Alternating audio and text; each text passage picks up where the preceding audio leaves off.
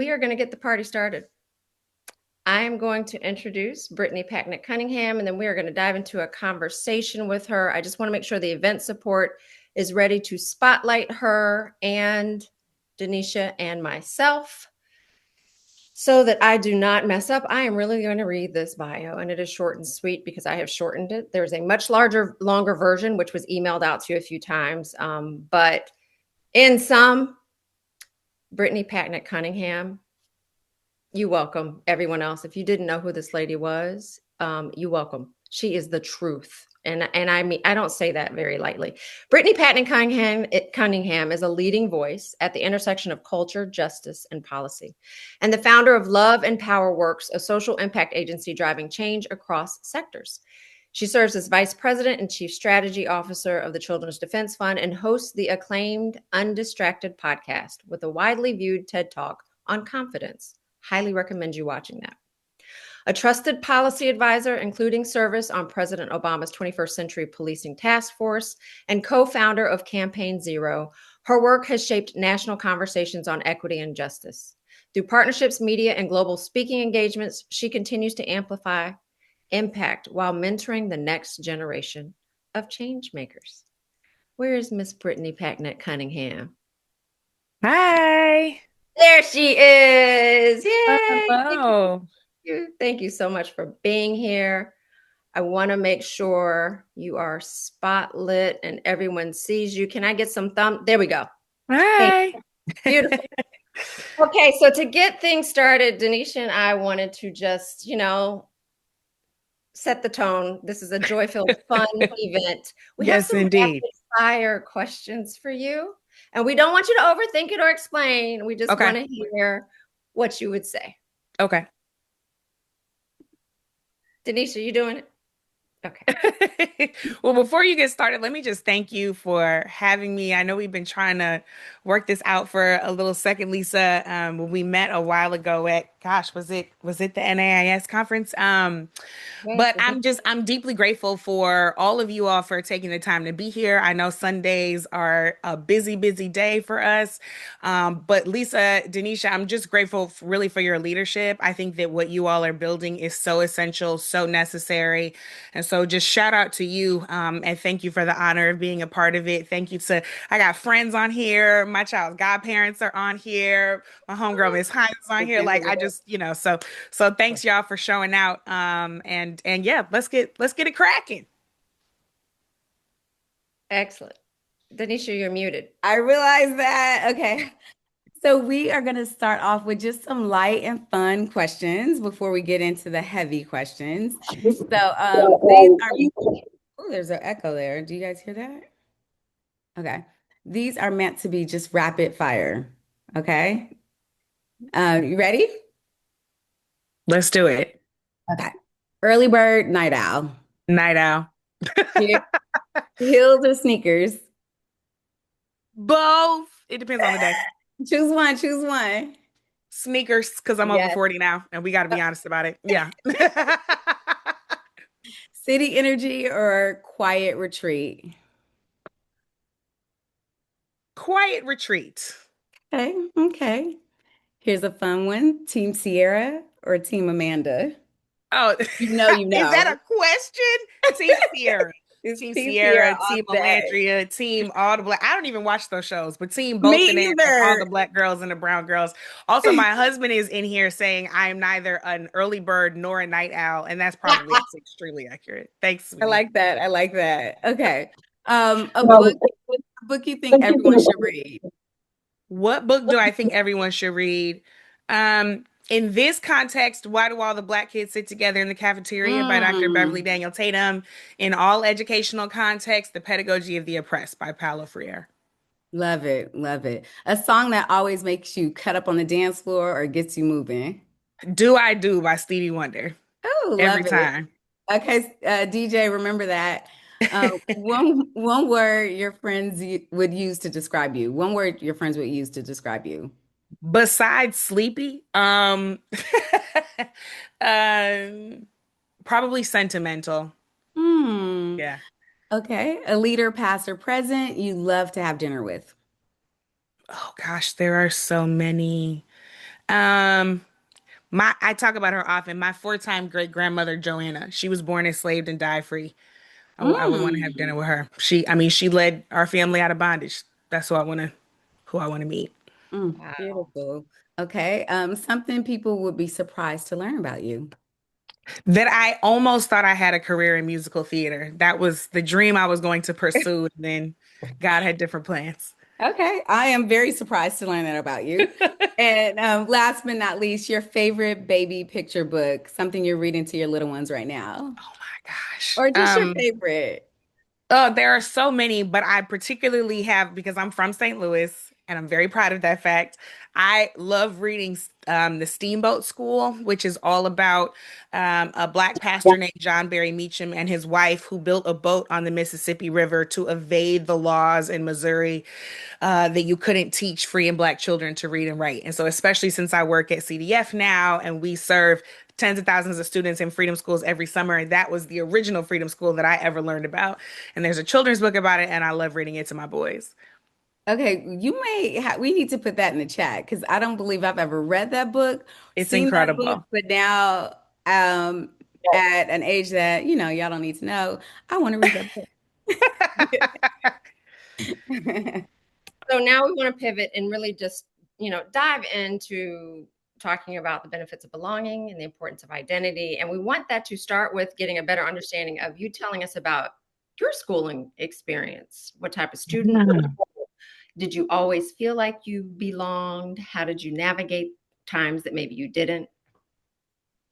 So there are three things that I think are really relevant to know about me that set the context for my schooling experience. One is that I'm an eldest daughter. Two is that I am the daughter of a Black social worker and public school counselor and a Black pastor and liberation theologian. Extremely important to understand that. And number three, that I did not know this then, but I know now that I am neurodivergent. And so, especially understanding how many Black girls in particular are late diagnosed, if ever, because the demands that we are socialized to often put us in a place where we overcompensate for our neurospiciness, and therefore people don't know what to look for when it comes to us. And so, a bunch of us who were in gifted and talented programs and honors programs and AP classes and were overachieving type A are now burnt out and psychically trying to recover and figuring out that we were working in ways that were antithetical to how our brains were wired, and now trying to work with how my brain is wired is also an important part of the context. So I say that to say I went from an early pre-K in church school to then a very kind of politically progressive multiple intelligence elementary school, New City School in St. Louis. And then I went to a much more traditional, but still on the liberal end of things, secondary school for 7th through 12th in John Burroughs School. And then went to WashU for college. And I was a really gifted student. I was especially Mm. gifted in the humanities, language, reading, writing, the musical intelligences, as we would talk about them in multiple intelligences spaces. Was gifted in math and science until I got to about the eighth grade, and then it started to become a real challenge for me, science in particular. And so having to learn how to have grit around things when academically so many other things came very naturally to me was a big part of my growth spurt, if you will, academically in high school. I was, as you can probably imagine, in a lot of leadership positions. And that started all the way in elementary school. I also was raised by people who helped me understand that I was existing in multiple worlds at all times.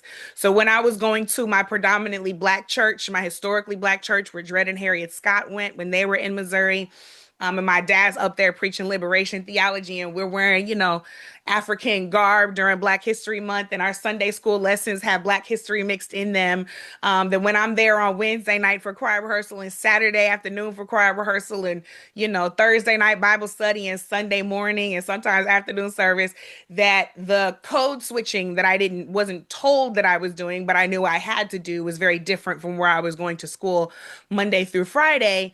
And yet my parents instilled a lot of pride in all of those they worked really hard to instill a lot of pride in who I am, the traditions that we come from.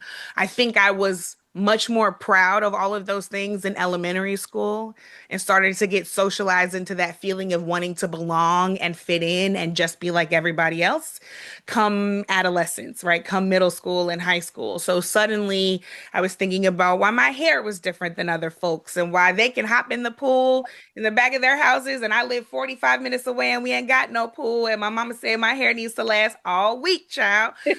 Or two. Right? I am I'm dating and trying to understand who I am in that space and dating diverse people, some of whose parents were not very happy about that and had to deal with that at a very young age. Understanding what it meant to create affinity space with other Black students and students of color when there was no name for it. I actually learned how to do that in the fourth grade because I had an affinity group in the fourth grade with other Black students and remember the teacher who led that asking me to explain it to the other kids why the Black kids got to have pizza with each other once a month while the rest of them went and had their box lunch. And I, shoulders back was like, that's because we need each other. In Um, fourth grade, parents, are you listening? so Yes. this mix of pride and deep understanding and parents and caregivers and teachers and leaders who were also Black and brown, who were very unapologetic in how they presented what I deserved to me, Mhm. and still had to deal with the unique socialization of being there were 105 students in my graduating high school class, and I was one of six Black students, one of four Black girls. There were two Black boys. And we know when we can do the count, there are not enough of us. And so Yeah. having to deal with the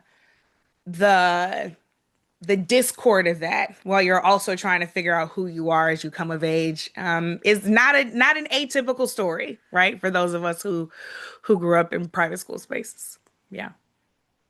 Listen, I mean, everything you said, I am sure that most, if not everyone on this call relates to so much of what you've just mentioned. Um, I mean, what comes to mind for me is just thinking, how can you share with parents who are going through those things right now? Mhm. Like, what can you share with those parents in ways where you can help them to build a strong sense of identity with children who are not in these spaces that look like them?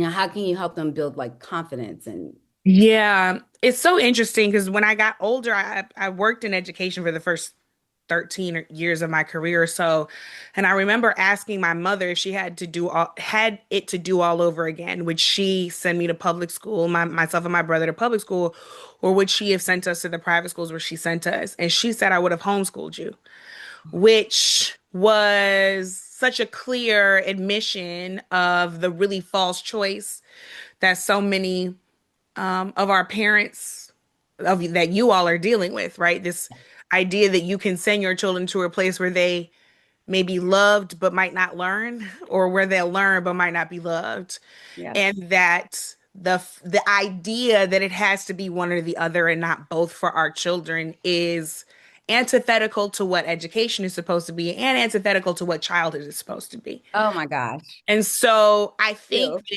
that having really clear conversations with your children about the fact that that is what they deserve, that they deserve to be affirmed and held to rigorous academic standards, that they deserve to be loved.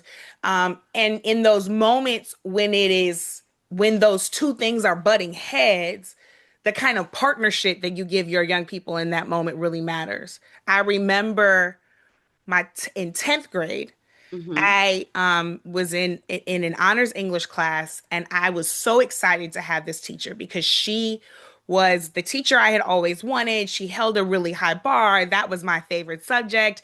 And I knew that she was a really tough grader, and I would turn in these essays that I thought were so great, and I just wouldn't meet the mark for her. And I finally turned in an essay that not only got a perfect score, but that she thought was so good that I should submit it to the school's literary journal for that quarter. And so she's like, let's meet and talk about how you want to edit it for this particular publication. The the essay is a combination about my father, who by this time has passed away, and I feel very oriented toward carrying on his mantle of social justice work, and the history of the Black Panthers, right? So these two things are intertwined in the essay. And she sits down with me and she goes, the essay is really about your dad. So let's take out all of this stuff about the Panthers and then we can submit it. And I think in her mind, she thought she was being helpful. And I'm I'm assuming she glad. wasn't melanated. No, she was not. She Okay. was absolutely not melanated.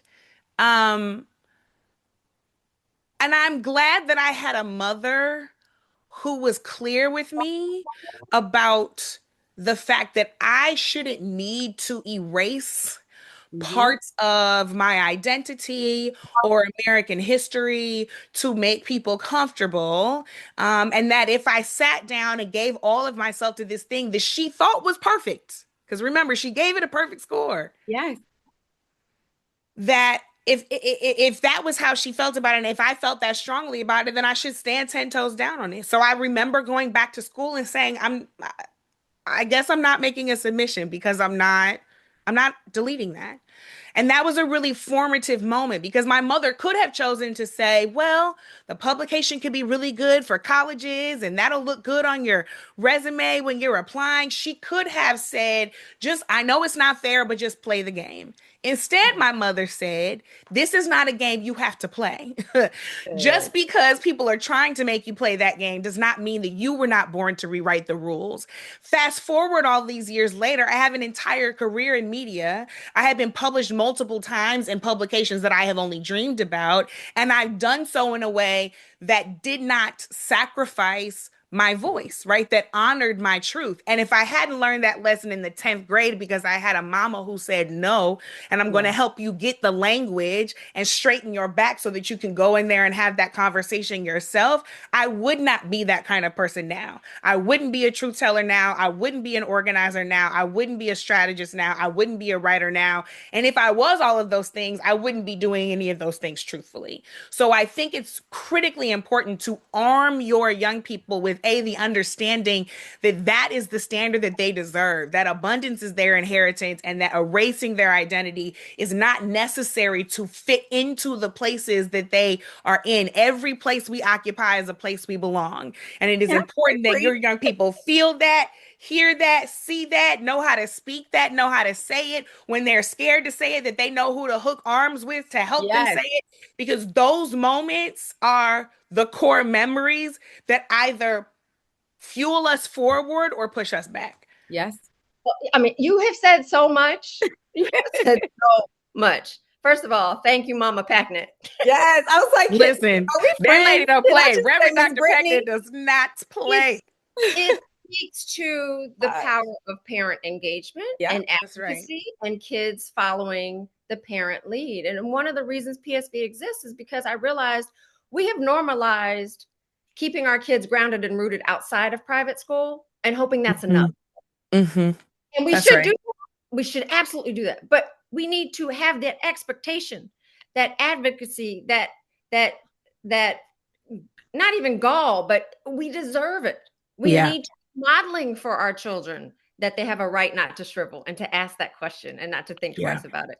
So much of Yeah. what you said really, really speaks to the core of who we are. And one of the reasons why we love to do this event is because we do believe there's a lot of learning and unlearning that Hmm. needs, myself included. I'm an All of independent us. kid, and I Yeah. came in thinking one thing, and now I know something else. And I can't even know it. Here we are. Yeah. Um, but I think that is really what it takes. And so, all that to say, I want to talk about community Hmm. and the role and responsibility we all share now Hmm. that we are enrolled in private Hmm. school. We Mm-hmm. worked hard to get in. We did all the tours. We talked to all the families. We Yeah, talked to all the administrators. We did our work, and now we're in. And PSV's message is the work continues now. It doesn't stop. You got in. that's Good for you. right. I'm glad you got in. The work continues. How do we help build that sense of responsibility, that sense of kind of collective energy, um, so that people do understand the power and importance of community? It is such an underrated Yeah. term. Talk to us about community. And if we're honest and we get back to our roots, it was not originally underrated among our people, right? I mean, that is how we have survived through generations. Marginalized people, minoritized people, folks who've been pushed into poverty, immigrant families, indigenous families, families with folks with disabilities, like the ways that we have survived have been community. The trouble, and I talk about this a lot in my work, to the point that I was a fellow at Harvard's Institute of Politics 3 times, which is kind of surprising because the first time I was there, I taught every week about redefining power. And I used every single week a different element of white supremacy or white dominant culture as defined by Timo Kuhn and Kenneth Jones. And I remember at the time the dean of the Kennedy School coming and sitting in the back of my very popular class and was like, what is it? How did we? Who let her in here? Because I was like, I was not up there talking about how to go get a job on Capitol Hill. I was up there talking about either or thinking. I was up there talking about power hoarding. I was up there talking about individualism and talking about how white supremacy culture is a smog, as Dr. Tatum has defined it, something that we all breathe in, even if that culture was meant to harm us. And that when we breathe it in, we have the ability and the power to subconsciously and unconsciously exhale it back onto each other. So even though individualism is a tenet of white dominant culture that was not meant for us. It was never meant to include us. This idea of like, I got mine, now you go get yours, was always antithetical to who we are and where we come from culturally. We started to inhale that behavior and exhale that expectation onto other people like us and say, well, my child got in, so good luck, right? Or Right. I, People, I my kids got their crew. exactly. Or, that syndrome where we start feeling real good about ourselves when we're the only people in the room because we think we're the special black, we think we're the special brown. And it's like, baby, hold on a second. Your job is to kick the door wide open once you get in and drag as many folks as you can along with you, right? So the same goes for our young people, the same goes for these school communities. I remember going back to WashU after I had graduated and walking around campus and trying to, do the nod at the other black students. I was like, and they wasn't nodding back. And I said, hold on, wait, we have lost the recipe. What's going on? We don't do that. When we see each other, we see each other, right? There should be an acknowledgement of community. And so instilling that in our young people by modeling that with one another, by engaging in that kind of village work that says, who's picking up these five, this week? Who's the parent that's going to watch over all of our kids at the the multi-day field trip at the camping ground or out of town? Who are the black and brown administrators that we know always take care of our children at these schools? Because I can tell you exactly who mine were and exactly who has reached out to be those people for my children. All of that is, child, they ignored the nod, Patrice. I didn't know what was going on. All of that, it has to be passed down, right? My friend Clint Smith wrote a book called How the Word Was Passed. And there is an expectation that we need to share with one another by modeling for other folks. I'll host the cookout, right? I'll make sure all the young people go to the MLK Day March. I'll make sure, right? Like that kind of sense of shared responsibility and engagement It's easy to skip out and say, well, everybody's busy and I got to go here, there, and everywhere. But you can't expect a village if you are not a good villager. So all of us have to step up and actually show what that looks like so that our young people know how to engage with each other in that way. Because it's not automatic like we think it is. We actually got to pass the word. Mm. The nod up. Now, see, the nod down is them. The nod up is us. Right, right. And while you're at it, every parent on here, please have that conversation with your child about the nod. The nod, Everyone. but also just like the nod is the thing The that acknowledgement. opens up the conversation, the acknowledgement, right? Yeah. But the nod means that if go into the cafeteria and I see you sitting alone, I'm gonna sit with Yes, you, or I'm gonna invite you to absolutely. sit with me and my friends because you don't have anybody, right? The nod means that if I see you struggling in class, I'm gonna sit next to you and make sure you got what you need. If I say, hey, let's go to the library and study together, or you come over to my house because we're gonna study together after school because my mama don't play that and she gonna make us some brownies and we gonna get this thing together, then like that's what the nod is actually supposed to open up.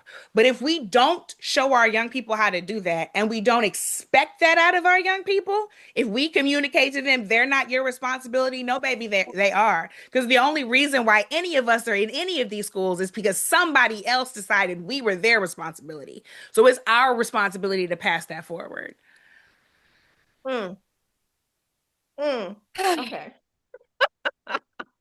You are preaching. I mean, I'm just stuck. I'm just stuck. The modeling piece of that is so important as well, Yeah, right? And that's partially why we start with parents. that's Yeah. right. We got to be modeling that for our kids. Our kids are not going to go sit with the kid at the lunchroom if you are not doing the If same you're thing. not doing it, right. That's right. That's right. That's right. Listen, Um, oh, oh, go go ahead. ahead. No, no, Well, go I ahead. was going to share. You've said before, proximity to power isn't the same as access to power. Mm-hmm. Okay. This framing is everything, almost to the point where in private school for us, it's normalized. And Mm-hmm. you touched on this a little bit. Getting a black and brown child is in private school is not and should not be the end game or the That's only, right. but to thrive while there, Yeah. that's where the conversation starts. That's where it happens. How do we help our parents take ownership of expanding access to power so that when we leave these schools, we leave them better than the way we found them?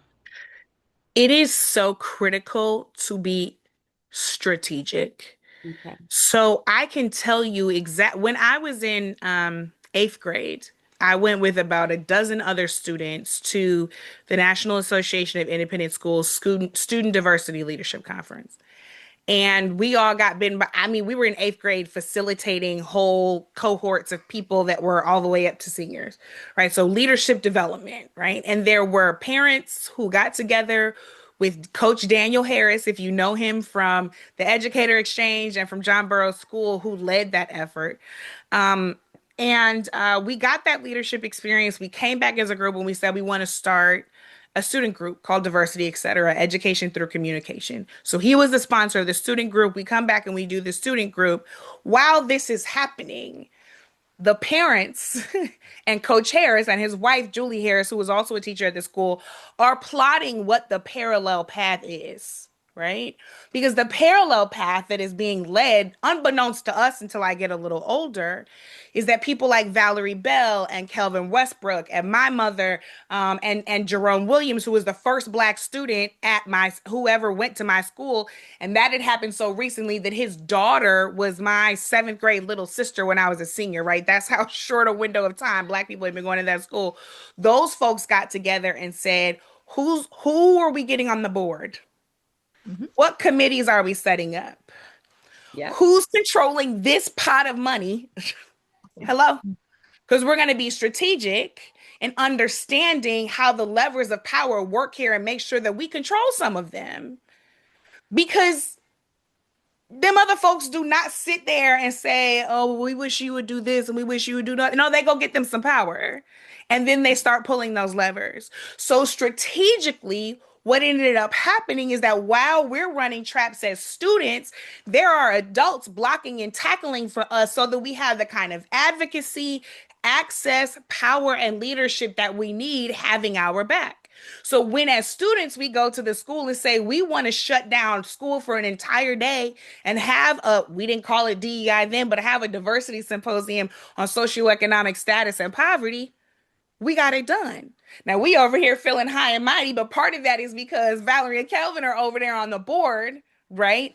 Maneuvering and making stuff happen. So getting strategic, right? Aligning and strategically aligning those alums who are going to be making the right contributions, right? Who can pick up the phone call, who can pick up the phone and make something move. All of that has to happen consistently. And then how are you planning for the next phase? Because the thing that we know that educational institutions do is that they wait us out. If they think that we're the squeaky wheel, we're the ones always complaining, we're the ones always saying this isn't right, that isn't right. When does their child graduate? Okay.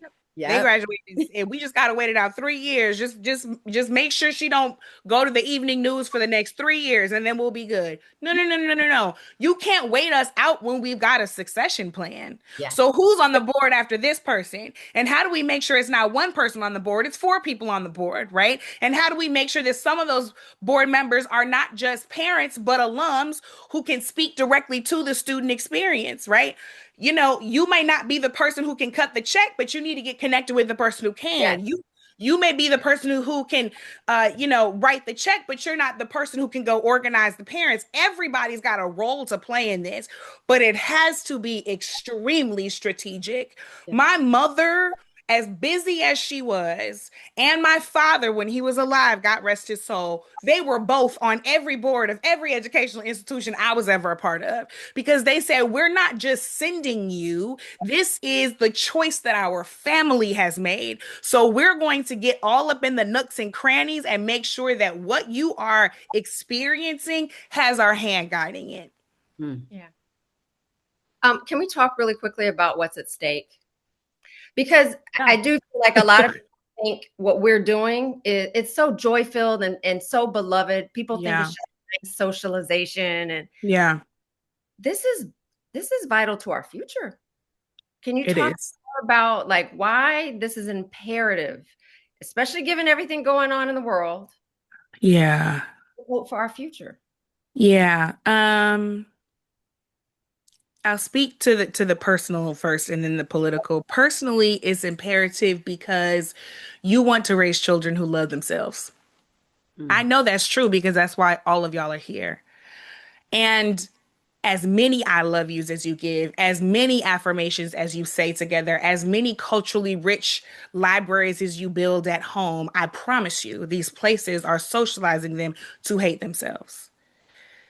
That's how they were built. Right? Because most of these schools, especially in Missouri, where I was, these were segregation academies. They were built to get away from us. And I remember sitting in the eighth grade social studies, and we were doing all of these units, and they're taught what one of the units we're on is about school desegregation. And I'm listening to my white classmates talk about how their parents sent them here instead of the already wealthy public school down the street because those kids started going to the public school district because they were getting bussed in from the city. Those kids were literally my cousins, not figuratively. They were literally my cousins, right?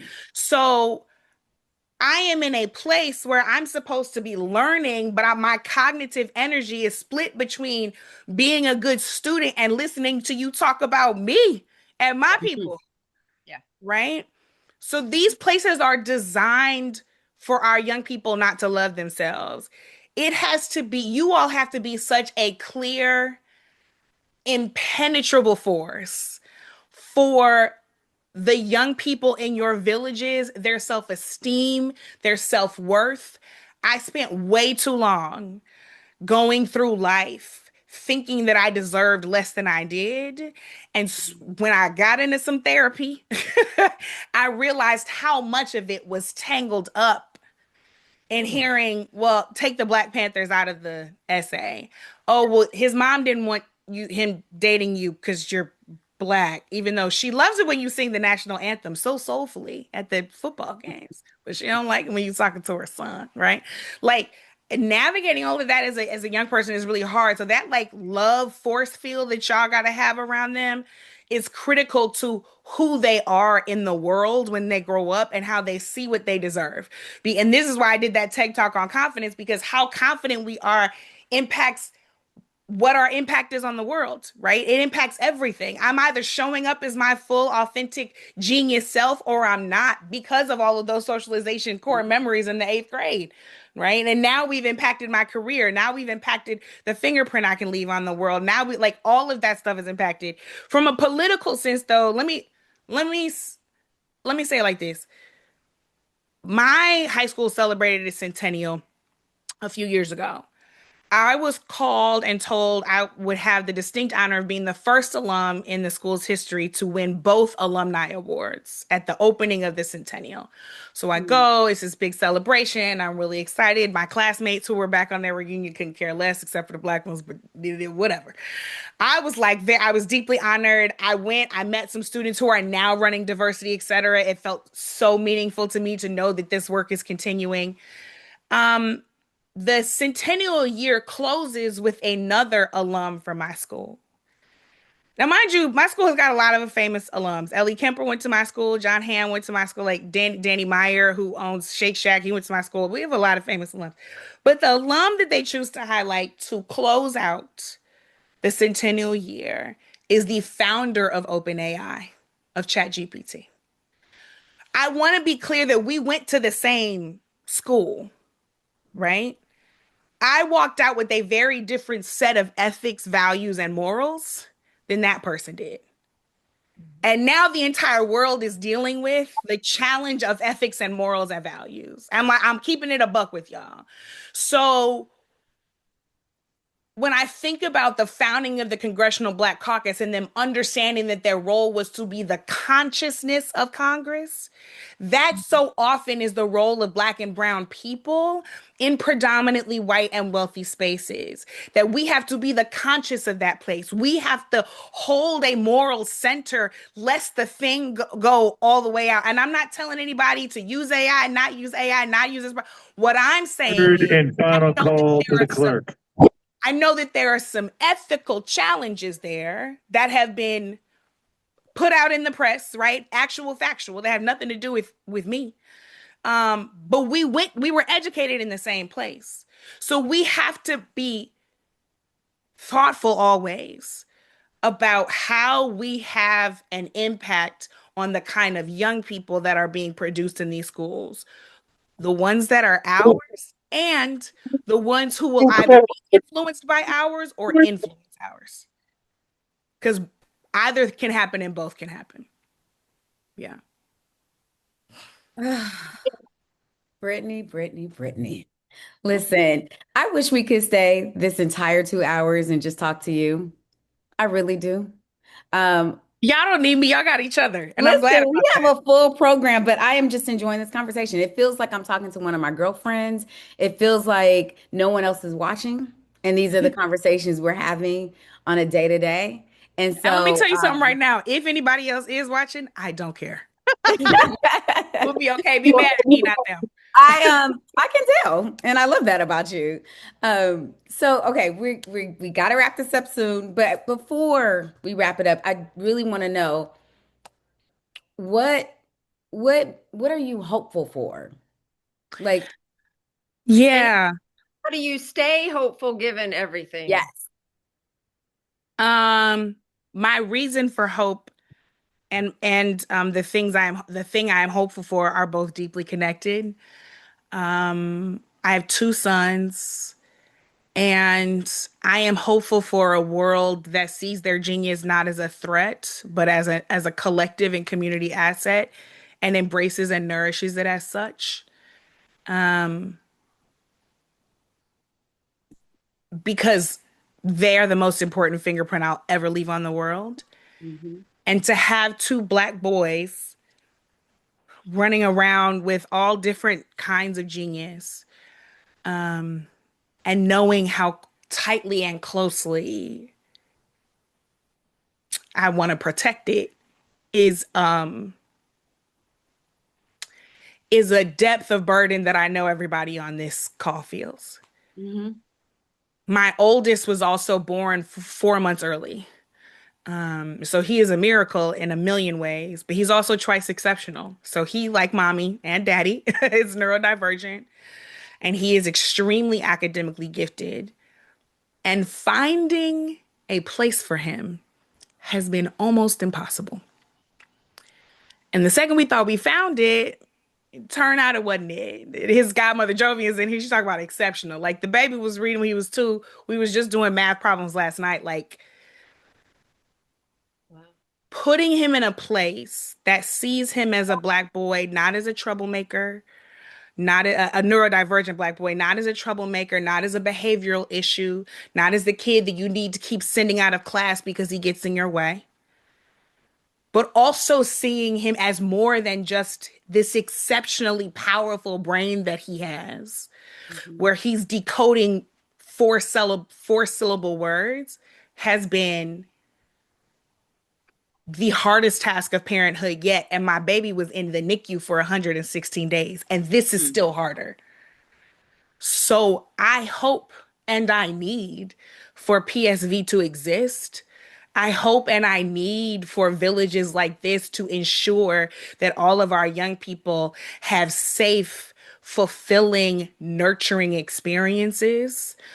I need for the impact that you all are having and the ways that you all are evolving the educational institutions that you're attached to keep happening, because he's 4 right now, but real soon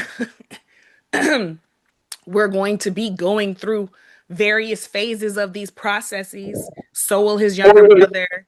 And when I tell you